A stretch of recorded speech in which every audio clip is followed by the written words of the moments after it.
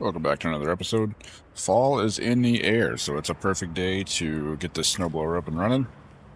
Paid $120 for the whole snowblower, but the spiders were free. I don't know what exactly is wrong with this thing, except for this lever here. See how this one's supposed to be. This one is broken, so this side doesn't really work.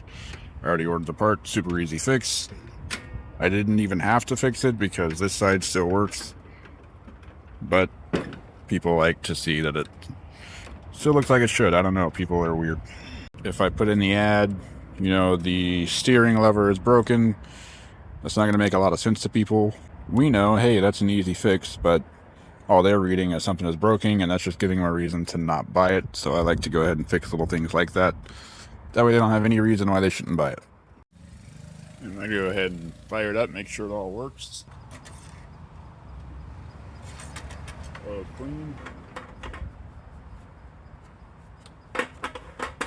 Gas smells old.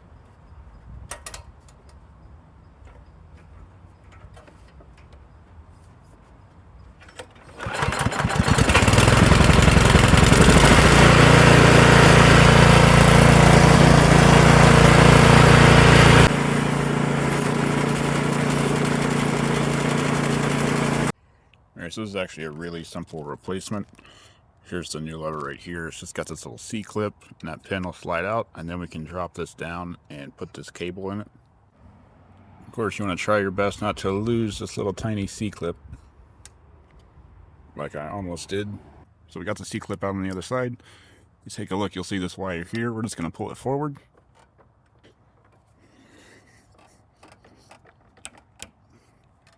Where that wire will unclip. Take our pin out.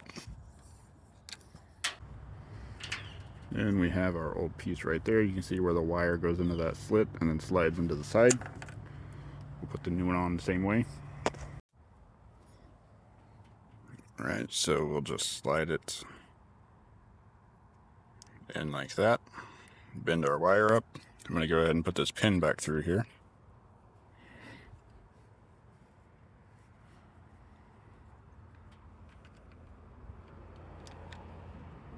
Like that, and then we'll just pull this just far enough to clear that. Let's get our wire attached. And a tiny little C-clip. Like that. And there you go. You have zero turn again.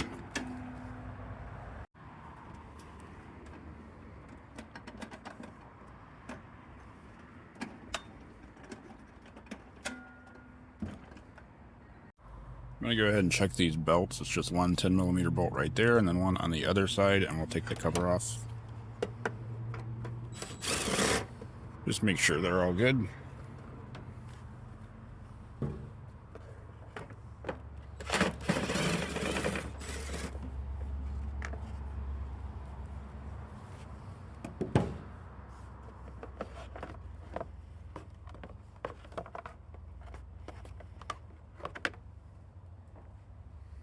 Another reason this was 120, in addition to the handle not working, is they said it didn't throw snow as far as it used to.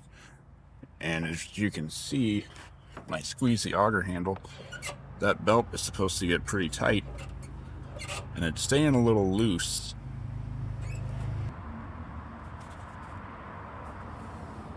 So I have the handle on, and then you can see how there's still a lot of slack in that belt.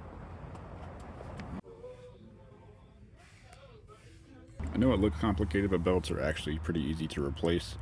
You just take out these two bolts on each side, and this thing just splits in half. Then you have easy access to the belt. So I'm going to go ahead and get these two 1/2-inch bolts out of here.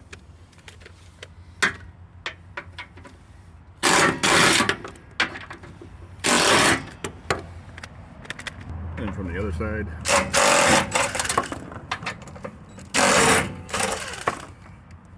I'm going to pull this belt off of here real quick. And then you just kind of push both sides apart. Just like that. Alright, so this one has a little bolt here keeping tension on this belt, and you can't take the belt out without loosening that bolt. But I can't fit my wrench in there because there's no room, so I'm going to pull this cable off and separate it, and we'll get that bolt loosened. Cable comes off pretty easily. Just pull it out, and then you can break it completely apart.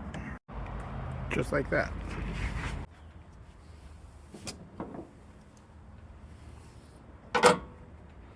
I'll just hold on top of those bolts.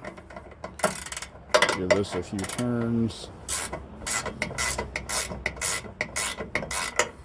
We can slide it out, get our belt off. You can see that had, if it'll focus, you can see that had all kinds of cracks in it. And our new belt is the kind that should be on there, the V-belt style versus this timing belt style. Another belt keeper right here, so if you pull this, you'll be able to slide that in there. Just like that. Then put this tensioner back in. Not really a tensioner, but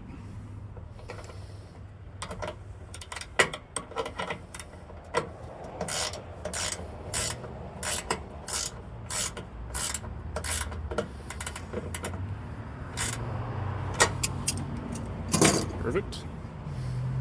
Now we can put our two halves back together. Let me show you what I'm doing, then I can do it.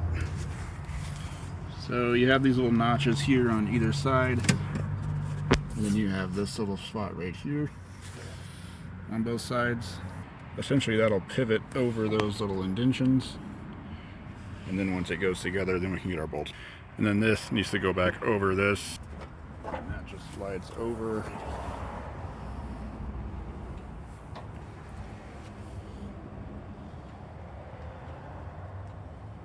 We need to position our belts correctly.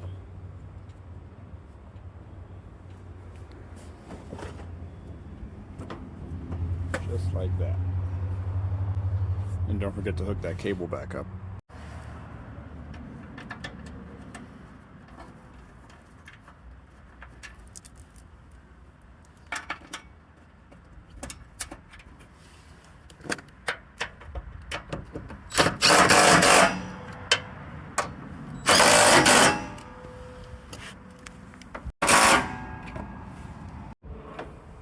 I'm going to put tension on it again, and that is much better. I'll try to do my fancy editing magic and do a side-by-side here so you can see how much tighter that belt is. So now let's get the cover back on.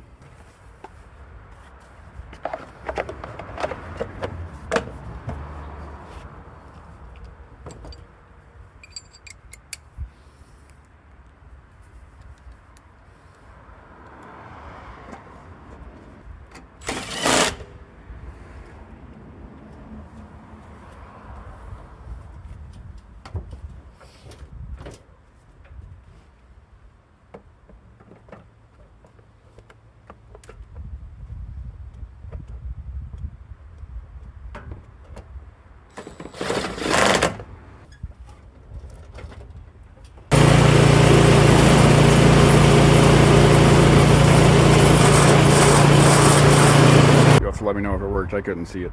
I do want to take a little gas sample of this just to see how the color looks on it. It's got a drain bolt right there, so I'm going to loosen that and take a little sample in the cup here, and more than likely drain it out. That way we can put non-ethanol in it, because it is the end of August and snow won't be around for a couple more months, hopefully. So I want to make sure there's no problems with it if they leave it setting for the next couple months. Alright, that's all drained out. Now we're going in with some corn-free gas.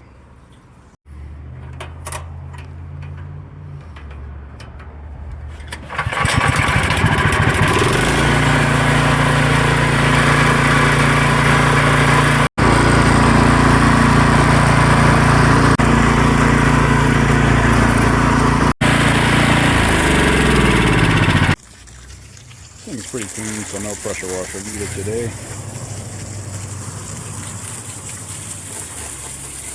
You want to be more careful with the carburetor on this one because there's no air filter or anything covering it. And so I knocked all the spider webs and everything off of it, and I'm going to shine it up.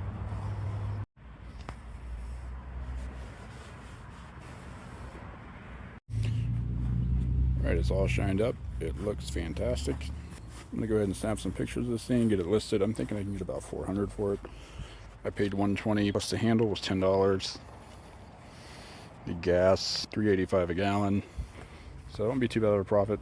Sorry if this video is kind of shorter than my normal ones. I'll post the second one later this week to make up for it. Be sure to hit subscribe so you don't miss it. Catch you on the next one.